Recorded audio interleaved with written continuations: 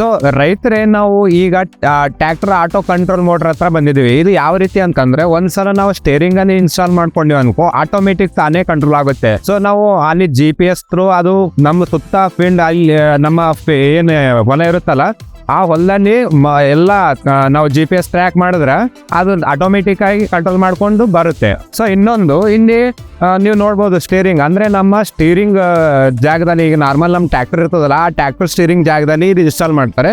ಅದಾದ್ಮೇಲೆ ಇದು ಡಿಸ್ಪ್ಲೇ ಅಂದ್ರೆ ನಾವು ಟ್ರ್ಯಾಕ್ಟರ್ ಯಾವ ರೀತಿ ಹೊಂಟಿದೆ ನಮ್ಮ ಹೊಲದಲ್ಲಿ ಸ್ಟೇಟ್ ಲೈನ್ ಆಗಿ ಹೊಂಟಿದೆ ಅಥವಾ ಕ್ರಾಸ್ ಆಗಿ ಹೊಂಟಿದೆ, ನಮ್ಮ ಟ್ರ್ಯಾಕ್ಟರ್ ಏನೇನ್ ಮಾಡ್ತದೆ ಈ ಡಿಸ್ಪ್ಲೇಲಿ ನೋಡ್ಬೋದು.